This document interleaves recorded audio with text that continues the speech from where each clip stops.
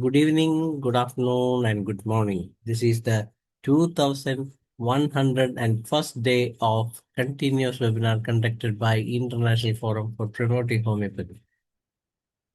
Today, our guest is Dr. SNEHAL CHAVDA. Let us begin the session with 1 minute silent prayer. Thank you all. The International Forum for Promoting Homeopathy is comprises of homeopathic lovers, students, and doctors, and we have 3 sessions every day. The first session of the day is already over in Hindi from 7:30 to 8:30. From 8:30 to 9:30, we have the international session in English, and from 9:30 to 10:30, we have a local language session in Malayalam. We are uploading the videos of the same on the very next day itself so that those who missed the session can watch it. You can share it with anyone who loves homeopathy. The purpose of this forum is to take homeopathy to every home around the world, as well as to connect between doctors around the world. And let me come to today's guest. Today, our guest is Dr. SNEHAL CHAVDA. She has completed B.H.M.S. and working as an associate professor, Department of Repertory and Case Taking, Rajkot Homeopathic Medical College, Pearl University. And today we have a wonderful subject to deliver, that is bogus methodology in clinical practice. And as you know, there are different methods of choosing the simillimum. And most doctors and students depend upon hand repertory as the basic things, but nowadays things are entirely different. And those who are having advanced study in materia medica as well as repertory goes to different repertories such as bogus repertory, nurse repertory, Pathak repertory. Some chooses Pathak as the best, and some are for some nurse repertory is the best, and for some boring this bogus methodology. So let us see what Dr. SNEHAL CHAVDA has to say about these things. Yes, Dr. SNEHAL CHAVDA, you can open the video. You are the co-host. You can begin the session. Welcome, doctor. Am I audible, sir? Yes, you are audible and visible. Okay. Okay. Good evening to all. Myself, Dr. SNEHAL CHAVDA. I am a homeopathic physician and I have done my B.H.M.S. From the B.A. Homeopathic Medical College from Rajkot. Currently, I am working as an associate professor in Rajkot Homeopathic Medical College in Rajkot in the Department of Homeopathic Case Taking and Repertory. Today, topic of IFPH forum is BOGER'S methodology in clinical practice. So let's making without any delay. Okay, it is visible. Everything fine? Yes, You can go to big screen. yes, yes. That's okay. Yes. Yes, it's fine. It's fine now. Okay. So let's start today's session. The BOGER'S methodology in clinical practice. It is an observational case series study. In the introductory part, we all know that there is mainly 3 standard repertorial approaches. That is Kant approach, Dr. Bonning-Hussein's approach, and Dr. Boger's approach. Actually, the Dr. C.M. Boger approach was basically derived from, or he is fundamentally evolved from the Bonning-Hussein's philosophy and method. So it is very much important for pathology where there is a cases full of, and in this session we are going to discuss about that. Dr. Boger also imbibed on his philosophy related to totality of crash processing in works like Boger's synoptic key and general analysis of cars. Systemic appreciations of repertorial approach was laid down by Dr. G.L. Dowley and Dr. M.L. Dowley, worked on it further. And also from the Dr. Pathak, Dr. P. Shankaran, and currently Dr. Norbert Winter worked on Boger's philosophy and work. Their work highlights essential ideas of applications of Boger's approach. And according to Boger's approach, it is signifies that emphasis on the pathological general, then the tissue affinity and time dimension, along with the essentials of Bonnie-Hussein's concept of totality. In Boger's approach, pathological general stands for a general appreciation of pathology and tissue affinity, its tendency to affection of tissue, system, organ, region involved.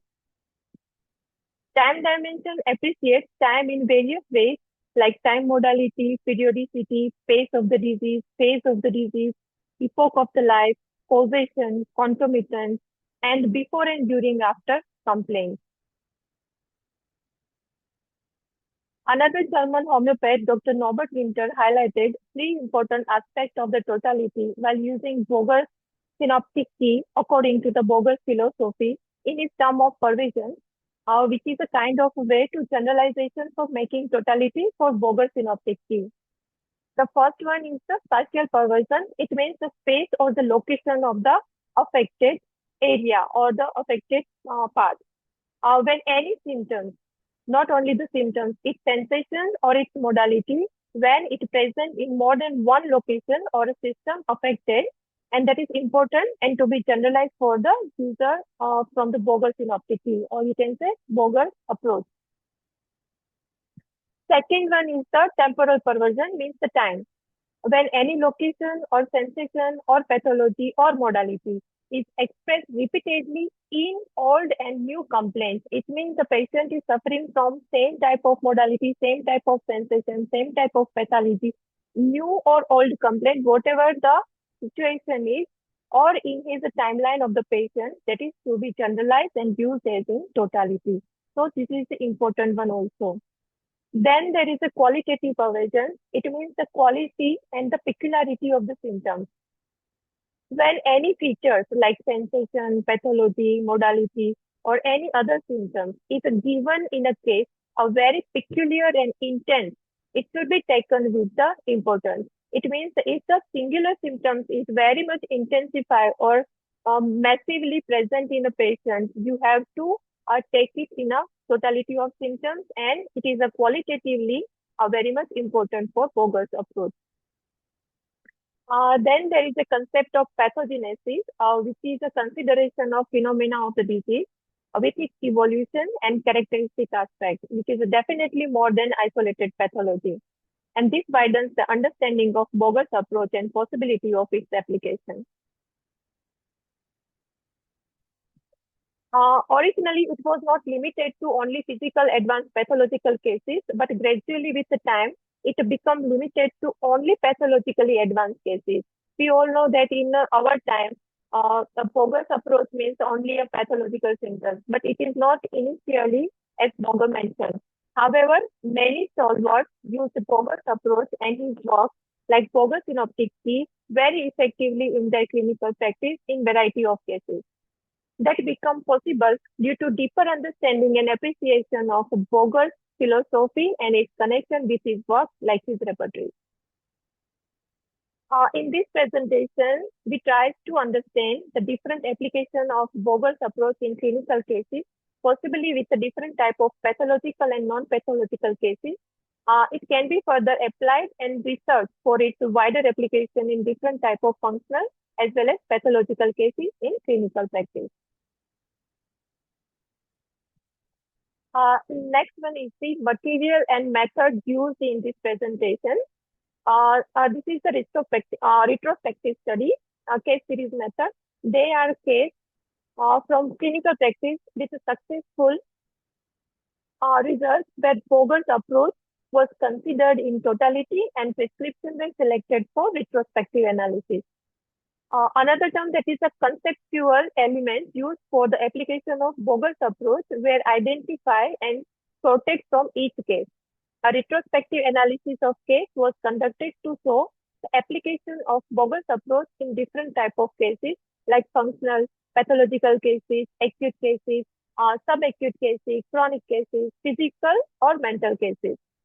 Also, cases were repertorized with Phatak repertory. In this presentation, the cases were repertorized with Phatak repertory as it is closely follows the bogus synoptic key, but with some additional advantages. Before going to the case discussion, we have to understand some definitions. First one is the bogus approach.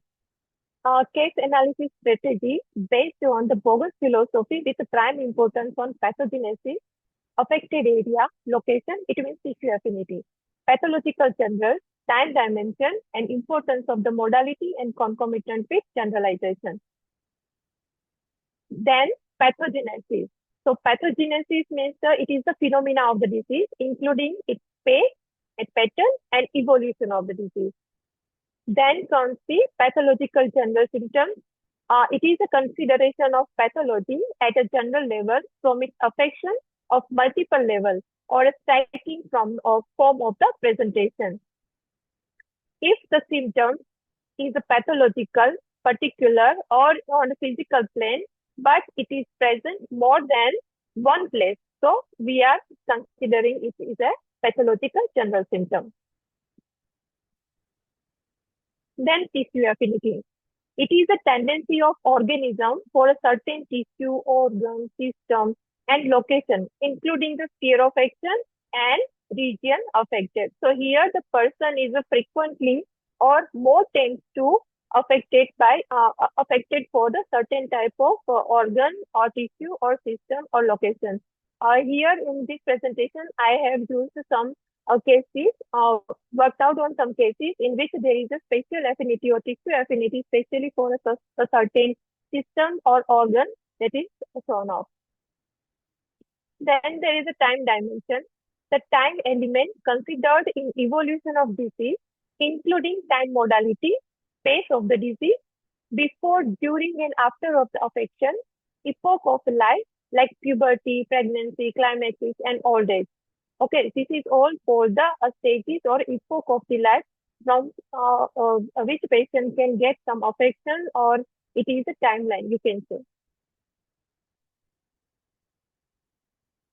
Okay, now let's discuss the first case.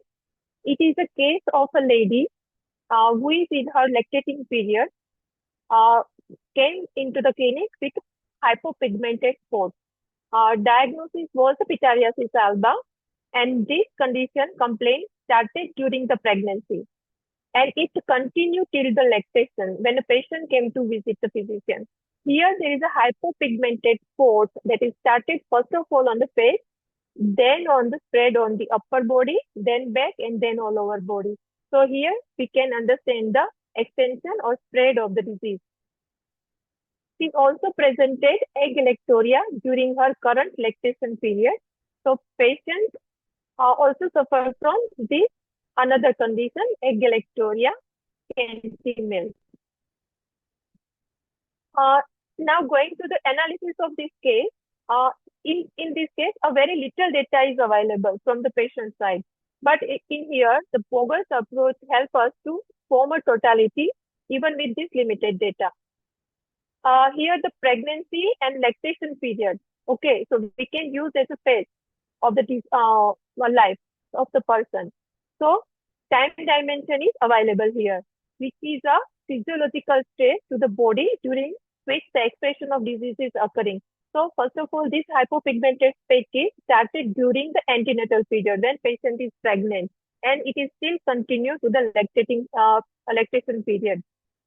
So pregnancy we can consider as a positive factor or aggravating factor. Then here also the direction is present, the disease spread, extension. First of all, the spot, hypopigmented spot that is started on the face, then on the upper limb, back, and lower limb. So the direction available here is above downward. And you can consider as it is as a pattern of the disease, pathogenesis. Another symptom that is absence of milk, that also considered as an important concomitant symptom. Also, you can say it is a negative journal of the case. So absence of milk, egg lectoria, it is a concomitant symptom. So we have find these symptoms. First is the time dimension we can get, then a pathogenesis and concomitance. So here the conceptual elements used in this case for forming the totality, that is time dimension, pathogenesis, concomitant, and tissue affinity. The clinical diagnosis was pityriasis alba, post LSCS, egg electoria, which is also present. Classification of symptoms done. First is the hypopigmented spot. That is the common diagnostic symptoms of the disease condition. Then hypopigmented spots on the face, then spreads on the arm, forearm, back, and all over the body. That shows the location, pattern of the complaint, and it is the characteristic symptoms because it's going above downward. It shows a particular pattern. That's why. Then there is a pregnancy aggravation. The disease occurs during the antenatal period. So we can take a pregnancy as an aggravating factor. So it is a modality, epoch of life. And last one, the milk is absent during the lactation period. It is a characteristic concomitant symptom.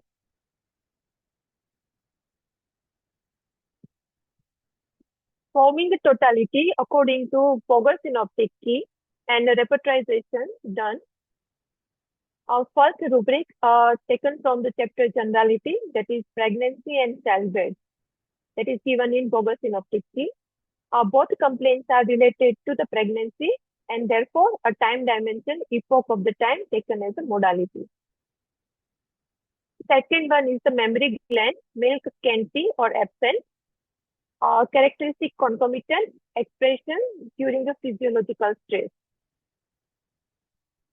Then comes the chapter again, generality. Here the direction downward is taken. It is the pathogenesis, pattern of appearance of the symptoms.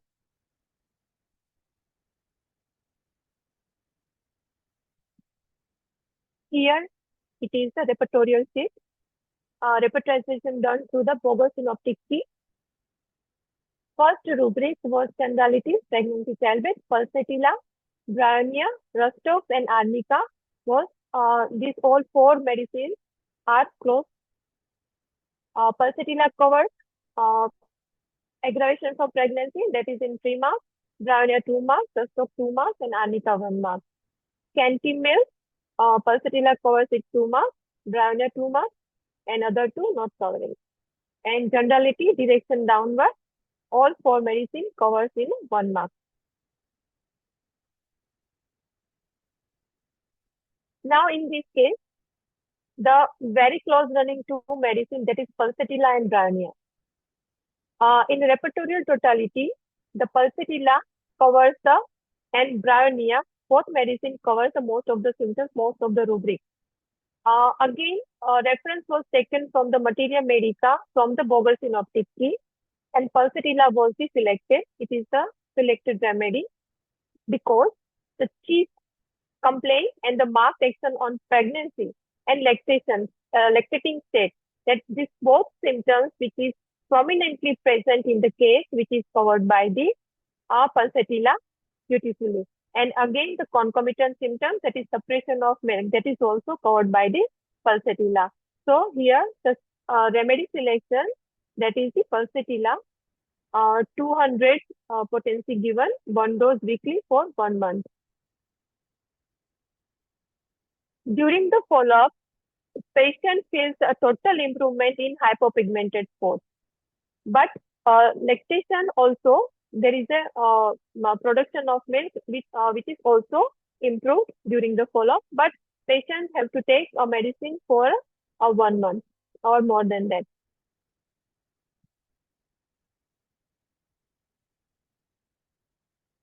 Here, state of pregnancy and childbirth in one rubric that reflects the affection related to it. Both the complaints are related to an epoch of life, and it is an important stage in patient's life where expressions are available, making it a modality as well. And thus the rubric pregnancy and childbirth was taken. And it is also considered as an expression of the time dimension as well as modality in this case, which was then considered with the generalization.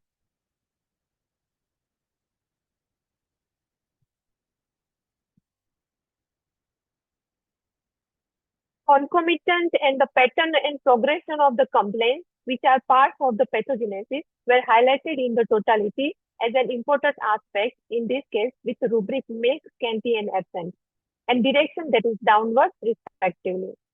Here, direction downward represents the characteristic aspect of pathogenesis and was referred from the generality section using the concept of generalization.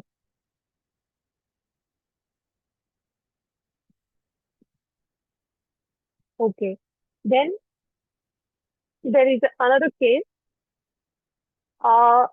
He is a patient, male patient, 65-year-old, and he came for the post-viral synovitis.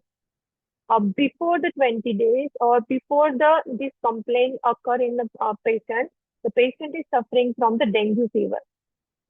Fever was subsided because of the taking the allopathic medicine, but afterwards the patient suffering from the left foot edema, left ankle joint, and it is since 20 days after the dengue fever suppressed. Also, there is a severe pain in left ankle joint with edema and swelling, and patient cannot walk properly, or it is a very painful walk. This was aggravated especially in the morning, and he had much difficulty in walking. Try some allopathic medicine, obviously, the painkiller was taken, but there is not much relief or benefit to the patient. Also, another symptom that is striking here is he had anxiety. In our local language, we said it is ghabrahat in a chest and in epigastrium. So patient felt anxiety in chest and in epigastrium. Here is the photograph of the patient. We can see the massive edema in his left foot is present, ankle also involved. So this much edema, patient obviously cannot walk properly, and which is very painful for him.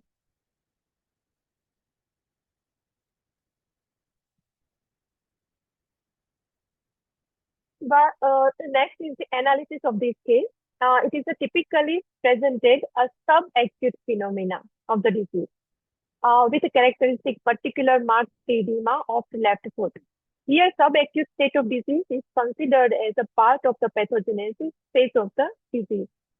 Usually, a marked edema was considered as a pathological general due to its intensity. We have earlier discussed that if the symptoms, if it becomes or it present intensified or qualitatively intensified sensation or edema or whatever the complaint is, if it is intensified or it is causes the more suffering to the patient, we can take it as a pathological general. Here, the tissue affinity is affection of the synovial membrane and morning aggravation, that is suggesting time modality.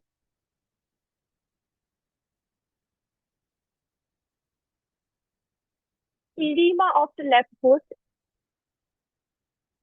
was seen as a characteristic particular, and anxiety in the chest and in the stomach, it is a mental symptom, mental general symptom. Here, in this case, a conceptual element taken, that is pathogenesis, pathological general symptom, tissue affinity, time dimension, objective aspect, and mental concomitant. Pathogenesis, it is a subacute phenomena of the disease. Pathological general, it is the massive edema here. Tissue affinity is the synovial membrane affection. Time dimension, again, it is subacute. Objective aspect, again, it is a massive edema, which we can easily observe. And mental concomitant, that is anxiety felt in stomach.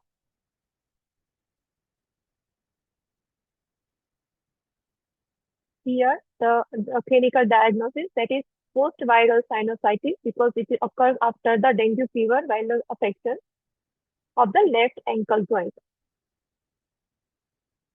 Symptoms classification, left foot affection, pain in ankle joint, so it's suggestive of the location. Sensation, which one is characteristic because it is left-sided affection. Then edema, which is fitting in character, affection of the left foot. So it is the objective symptom, particular symptom, and also characteristic one.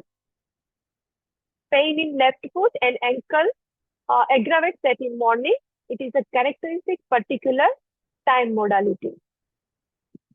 Subacute complaint, phase of the pathology, and anxiety in chest and in epigastrium, that is mental concomitant characteristic symptoms.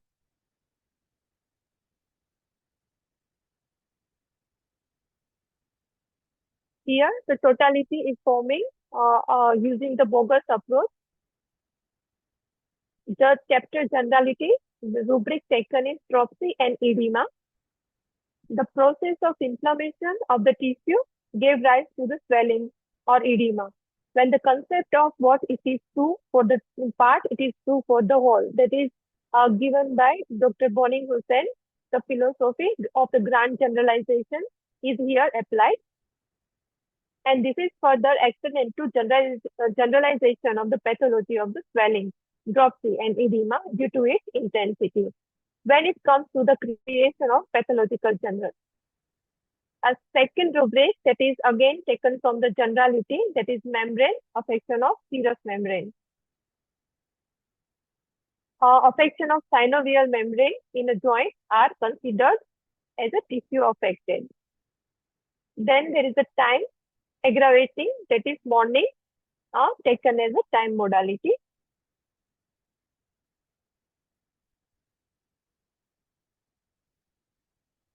Here, not each and every symptom are used for the repertorization, and that's why some important symptoms are taken as a PDF, that is called potential differential field. When the symptoms, remaining symptoms, after deducting the totality of symptoms from the conceptual image, that is called potential differential field. These three symptoms were not used for the repertorization proper, but it's used for the reference purpose for the selecting of final medicine, and that's why it's considered here. That is anxiety in chest and in epigastric region, which is mental concomitant.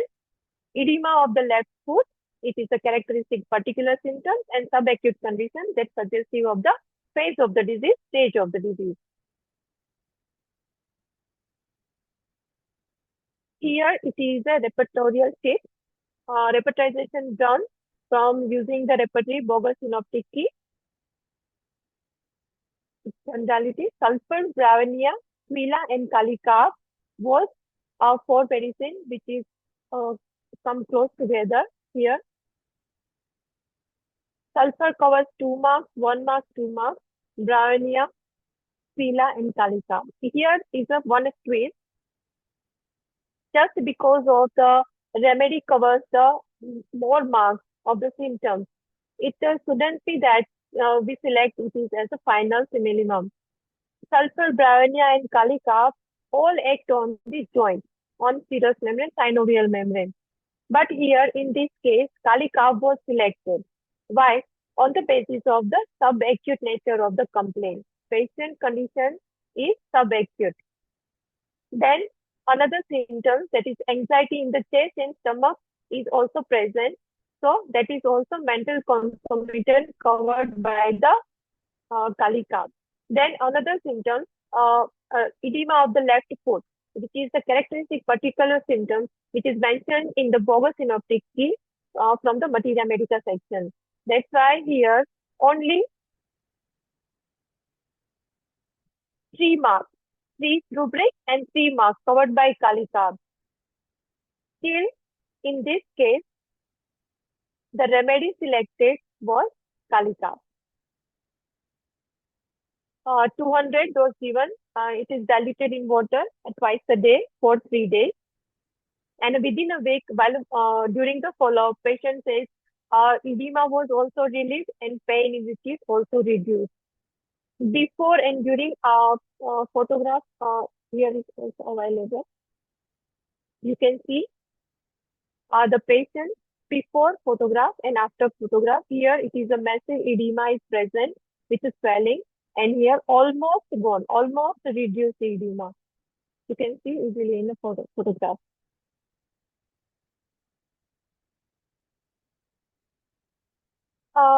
Here in this case, Edema was considered as a characteristic aspect of pathogenesis, as the Boger plays importance on objective science and a part of the pathogenesis. The importance of time dimension in terms of the time modality, here the morning aggravation is taken as a tissue affinity in terms of rubric, the serous membrane affection was appreciated. As Boger followed Bonning-Hussain concept of a grand generalization, that is what is true for the part, that is also true for the whole. The edema was generalized as a dropsy and edema. Regarding the evolution of the disease, the process of inflammation progressed to the state of swelling and edema and remained in that state for 20 days. Okay, so it is such a long period. The patient is suffering from edema and pain about the 20 days. And that is, it is the suggestive of the illness moved from acute to subacute form. And that's why understanding of the disease process and pathogenesis helps in totality formation and to consider selected symptoms to be taken as a general rubric in Boger's totality. Another symptom that is a mental concomitant here that was used for the final differentiation with the reference of the materia medica, that is the anxiety felt in the stomach.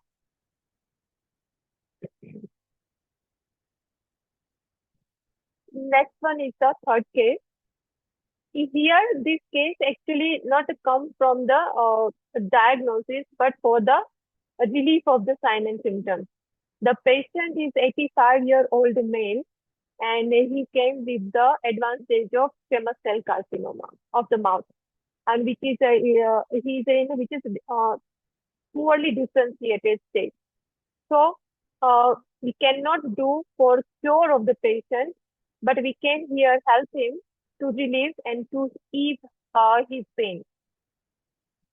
Also, patient has a complaint of ulcer in the mouth near the gums with the moderate pain, bleeding from the ulcer, which is plusy intensely, and salivation, which is also profuse, but it is specially aggravated in the morning. Patient says it's mouthful in morning.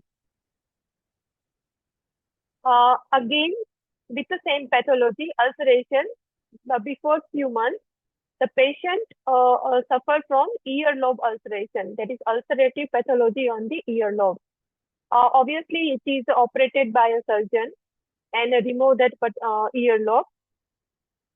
The other symptoms here present in this case, those are the poor memory. The patient is also suffering from dementia. The patient is also suffering from poor vision. So obviously, these two symptoms limited his day-to-day activity. His activities were limited and patient is mostly sitting for all day. And also the interaction with other people, which is also very little due to his memory loss, dementia, and vision problems.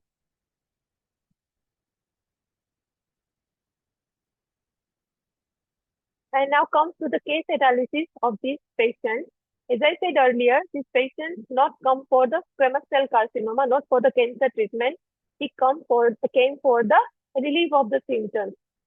So obviously, in this stage of cancer, we can only palliate the disease, apparently with common data, but the Boger's approach is known to view the person in pathology and phenomena. Here, the old age, senility, as expressed in the degenerative pathology of carcinoma, dementia, as well as poor vision. And these all symptoms considered as a pathological general as well as time dimension. Here, the causative factor is old age. Why all this occur in this patient? Due to the old age. And all these are the degenerative pathology. Either it is ulcerative changes in the mouth, in mucous membrane, carcinoma, dementia, or the poor vision. These all are the degenerative changes that occur due to the old age, due to the senility. Mouth affection, ulceration, EPTA. So here, the orifices were considered as a tissue affinity. As mouth and ear lobes both were affected with ulcerative pathology, same pathology, ulceration, EPTA occurs. That's why. Though cancer is the diagnosis here, considering from a pathology point of view, and the same pathology repeated, it is a pathological general here. Mouth ulcer and bloody saliva were taken to match the phase and location of pathology to cover basic pathogenesis of the medicine.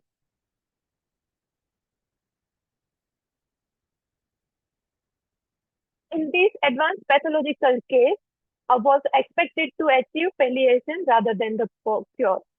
Here, in this case, conceptual elements taken, that is pathological general, ulcerative pathology, time dimension, that is the old age, and tissue affinity, again the mouth and ear lobe, mucous membrane.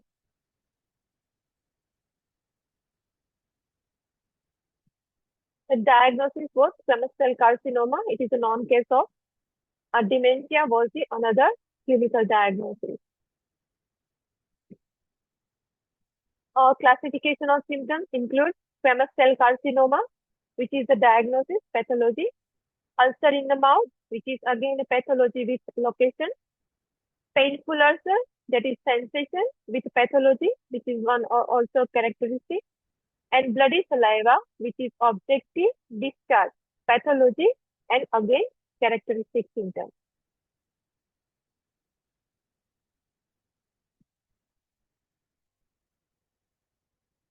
Poor vision, that is associated complaint, poor memory, which one is the mental general characteristic, ulcerative pathology in ear, location with pathology again, and sitting all day doing and asking nothing, that is the concomitant mental state of the patient, which is a characteristic one.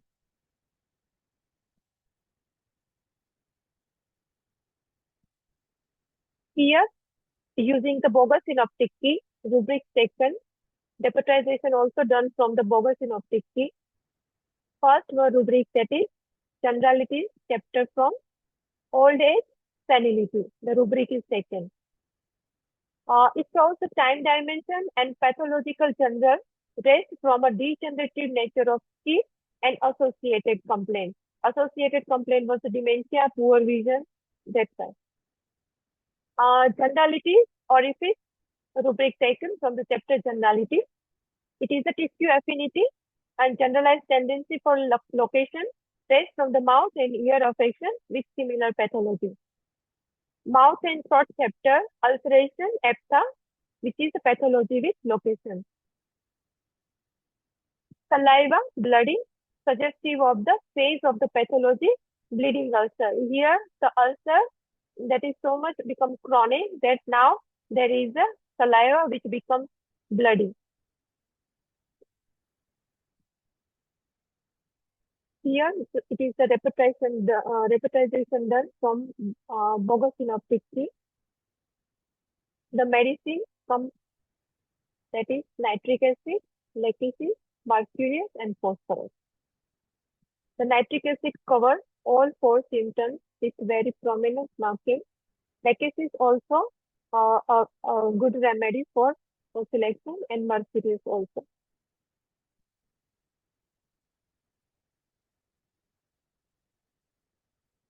Now, we have to differentiate medicine, that is nitric acid, lachesis, and mercurius. We all know all 3 medicine has a degenerative changes like syphilitic miasm we considered here, right? But for the final differentiation, here it is the end stage degenerative pathology.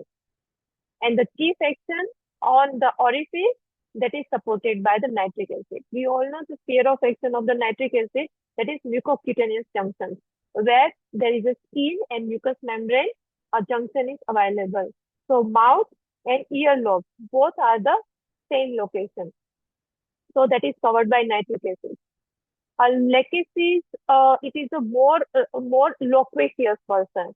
Here patient is less communicating because of the poor vision and poor due to the dementia. So this lachesis is ruled over. Then mercurius. Again, mercurius is not selected due to its impulsive nature. Here our patient is very much inactive due to the poor memory and also from the poor vision. So these two medicines are not selected, but the nitric acid was the final choice of the drug. Further, the bleeding ulcer with advanced degenerative pathology affecting orifice in late old age was considered to select nitric acid.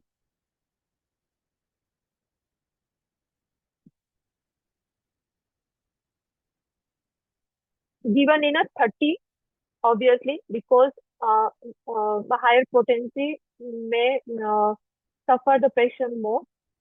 That's why not selected higher potency. Low potency is suitable for this type of patient where there is a low susceptibility. Given for the 2 to 3 months until the patient is lived, because we select this medicine on the basis of palliation, not for the cure, right? So this medicine, nitric acid 30, was continued till the patient lives. During the follow-up, patient feels quite a relief in pain and bleeding within 2 weeks. And it considering the advanced nature of the pathology, medicine continued till the patient lived, and patient died very peacefully without pain. So our goal as a physician, that is, if in incurable cases, we have to ease the patient. We have to make the patient less suffer. In this case, age, which represents the dimension of time in evolution of the human being, was considered. Particular to this case, old age was considered, and it was the time in which he presented for treatment and when he developed the disease. At the same time, all presenting complaints are suggestive of the degenerative process related to old age, which is reflected in the rubric senility. There were 2 locations, ear and mouth, which are orifices of the human being. And therefore, the concept of a generalization for the tissue and location was applied, and orifices were considered. These 2 rubrics were generalized at first, pathological gender, and second as generalized tissue affinity from Boger's philosophy. The other rubric, ulcer and saliva bloody, were considered to define the state of current pathology, a phase of the disease, and the location for better narrowing down.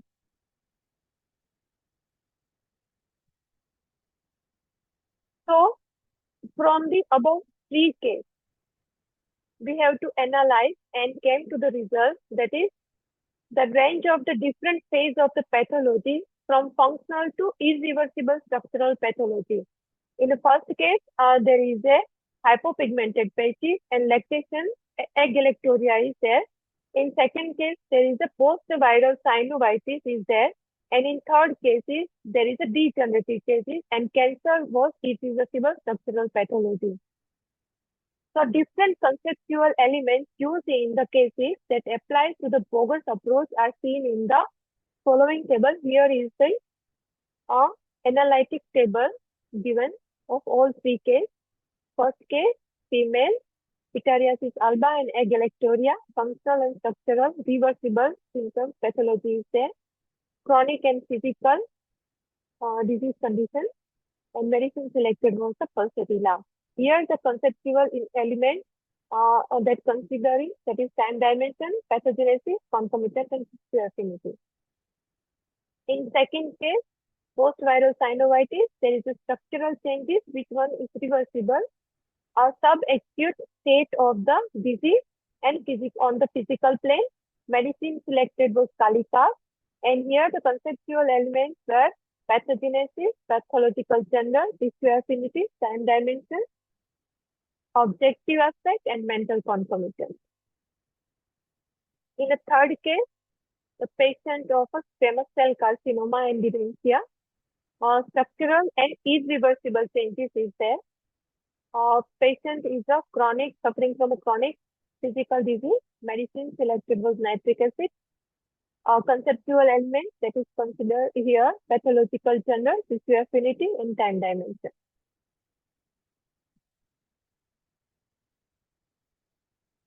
So, results of this all presentation and the analysis of these clinical cases, that is, concept of tissue affinity, pathological gender, generalization, and consideration of modality, and concomitant were identified as applied in a case analysis and remedy arrived at through the use of bogus synoptic key. The above discussed cases highlight the bogus brilliance in finding the simillimum even with limited case data. They explain key concepts such as tissue affinity, pathological journal, time dimension, modality, and concomitant, all of which are essential for proper individualization. The cases also reflect Bonning-Hussein's principle, what is true for the part that is true for the whole, which Boger applied in his synoptic key. These cases covers different stages of pathology from functional disorder to irreversible structural changes, showing that the Boger's philosophy can be applied at any stage of disease when cases are analyzed correctly. The structure of the synoptic key itself emphasizes the importance of the time, modality, and generality in case analysis. Here, the repertory demands thoughtful interpretation beyond the literal meaning, requiring physicians to connect symptoms with pathology, with tissue affinity, and disease evolution. However, a limitation of the repertory is the smaller number of remedies compared to the materia medica, leaving a scope for the further clinical expansion and development. This is for the Boger's synoptic key. Came to the conclusion that Boger's approach, when considered with its appropriate conceptual elements, is applicable in a variety of cases, provided the case presented appropriate data to be interpreted in light of Boger's philosophy. The above study and analysis shows applications of Boger's approach in functional and non-pathological cases, including pathological cases. The important conceptual elements to be considered to apply Boger's approach are appreciation of pathogenesis, which includes evolution of disease, pace of the disease, pattern of the disease. The pathological general, that is appreciation of pathological process at the general level. Then the time dimension, which is the appreciation of the different dimension of the time in the case and disease phenomena. Then the tissue affinity, it is the affinity of the organism expressed in certain location in a case. And last one, the appreciation of the generalization, concomitant, and the modality. This study focused on application of Boger's approach in a selected variety of cases. Further study can be concluded focused on the application to functional cases or psychiatric cases, and thus it is the potential for wider application in our clinical practice can be proved and appreciated to be utilized for betterment of the patient and the professor. Here, that's all for my presentation. I'm very much thankful to IFPH for inviting me here and giving me an opportunity to present my webinar. Thank you, sir.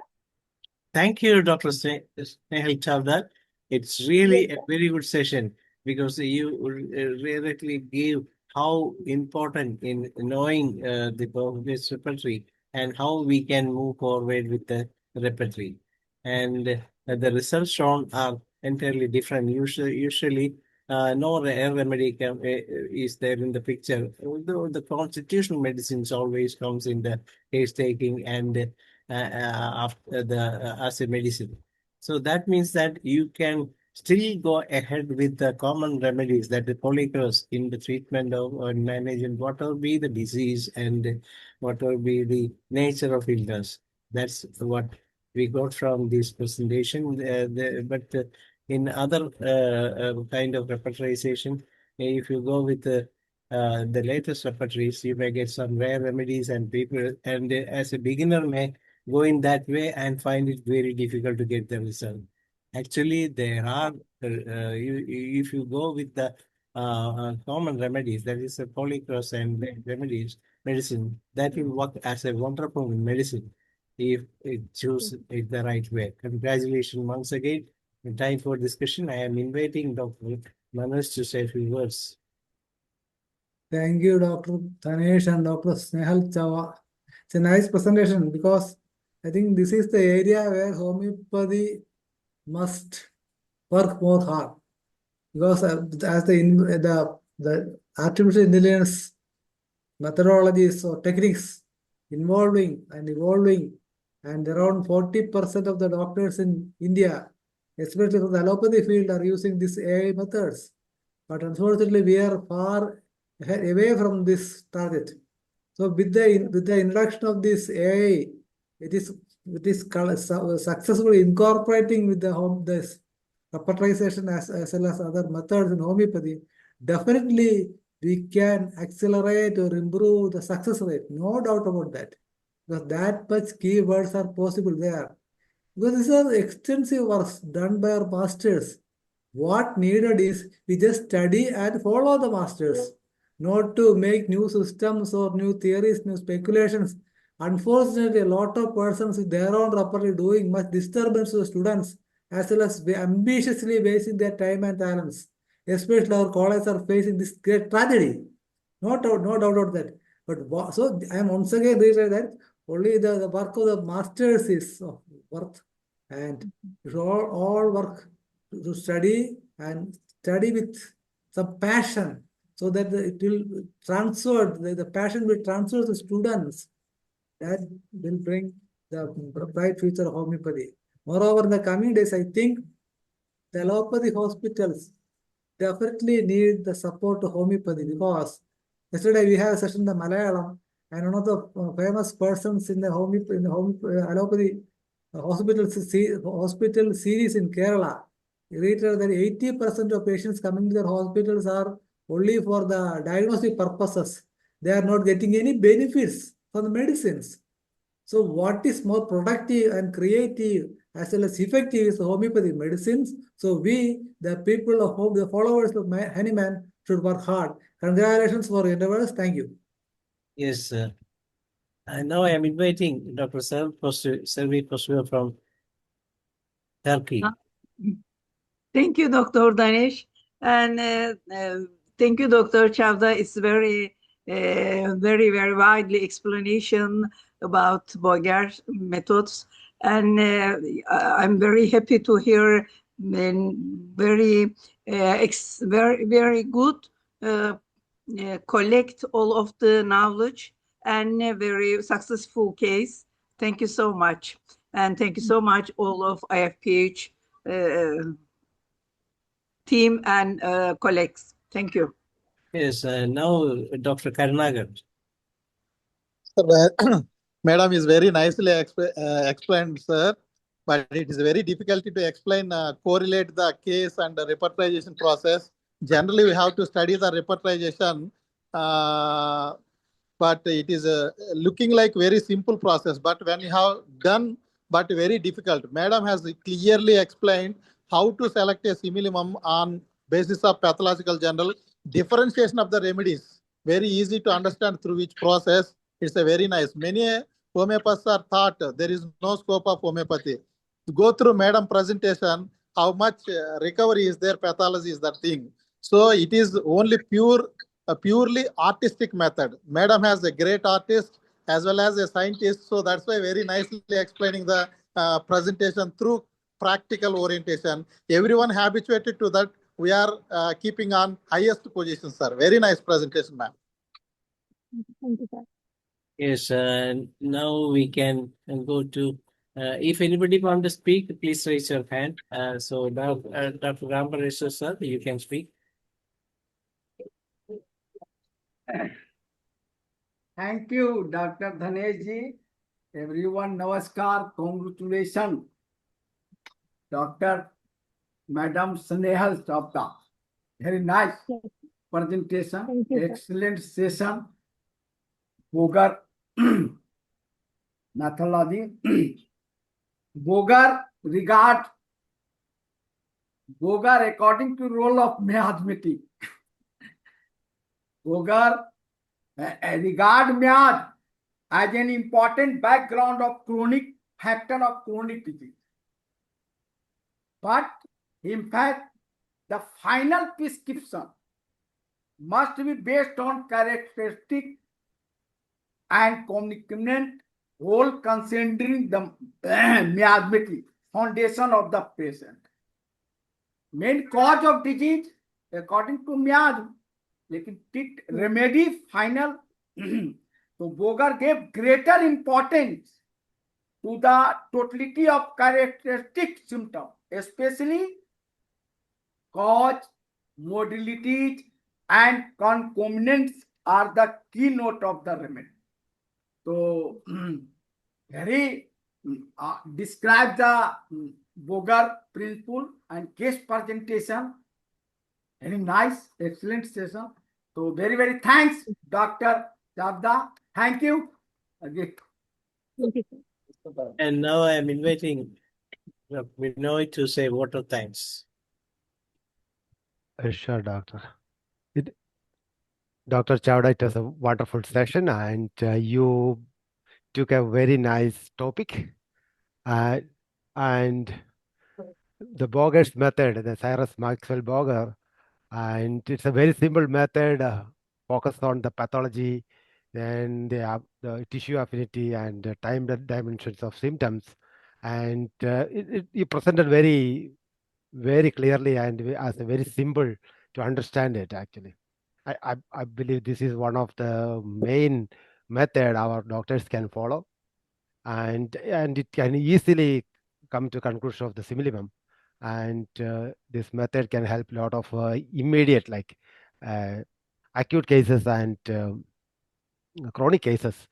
And our doctors can easily use it and can prescribe their correct remedies on time.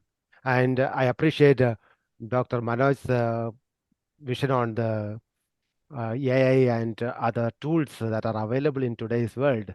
And our doctors should start using them, at least for a leading purpose. They can use their own final judgment, but to get a lead in the initial phases of the diagnosis, doctors can definitely use AI and online contents to get to the conclusion and the initial lead.